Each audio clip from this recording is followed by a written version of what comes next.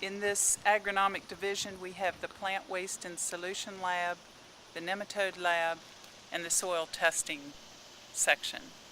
I'm an agronomist with the soil testing section. My name is Jeana Myers, and I'm a soil scientist from NC State University. The mission of the agronomic division is to primarily hit three different areas. One is to maximize the productivity that a farmer can achieve through the proper use of fertilizers and lime.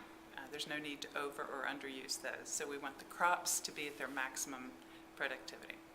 Secondly, we want to minimize the impact on the environment.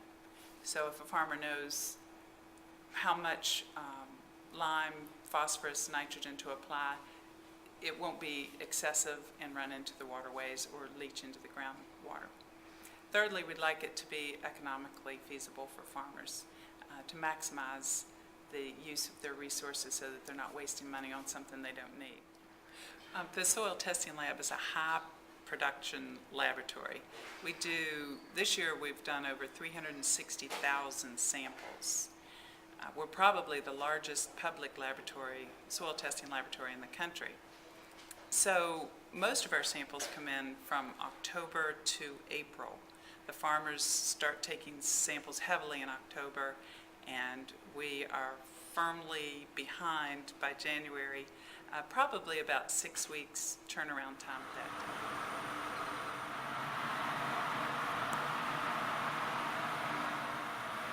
These samples have been placed on the soil testing dock, which is where people are welcome to drop off their samples.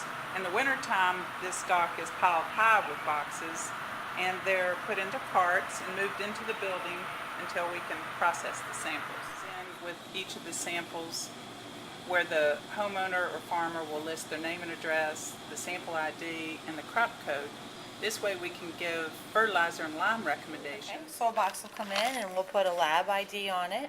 And after we get a lab ID on it, we'll tear the top off of the box. And you'll see when a sample comes in, it's kind of rough. Has there's lumps in it. Sometimes there'll be core samples of dirt that are kind of cylindrical, and they're all kind of just mixed in the box. And we'll take these boxes, we put them in the dryer overnight, and after they've dried in the dryer, we take them into our grinding room where we put them through a soil grinder and then put them through a sieve. And when they come out of the sieve, they're nice and uniform. And that way we get a well-mixed sample that has a uniform particle size, and it guarantees that we get reliable results.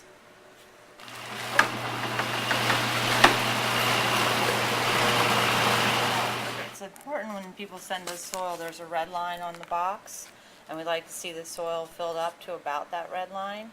And that way, after we've done the grinding and the sieving, we have enough sample left over to subsample to do the various tests. The trays get loaded into carts here, and the carts make it easy for us to move samples around the lab.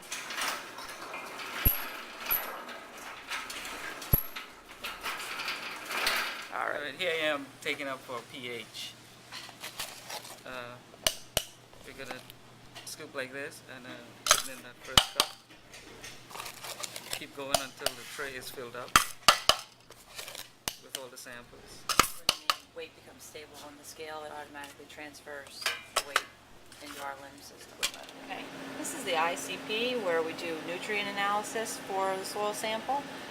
Basically what happens here is a pump pulls up the sample through the tubing, and it goes up into the nebulizer where it's aerosolized and then sent into the plasma. When it gets into the plasma, electrons start coming off of it, and it emits light at different wavelengths, and depending on the wavelength we can determine what the element is, and depending on the amount of light we can tell how much of the element is there.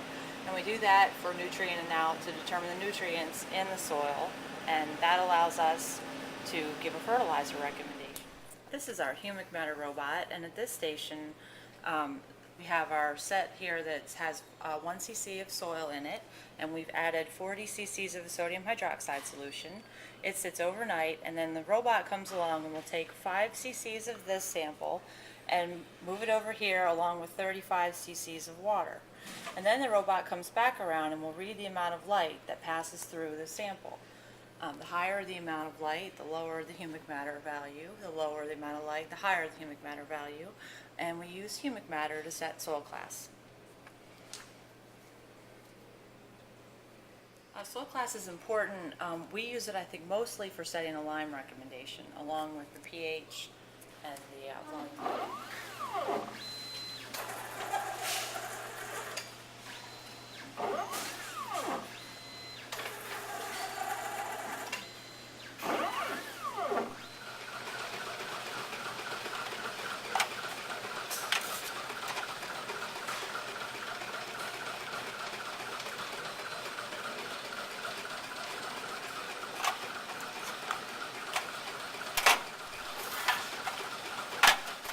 About 80 sets in the busy part of the season done per day.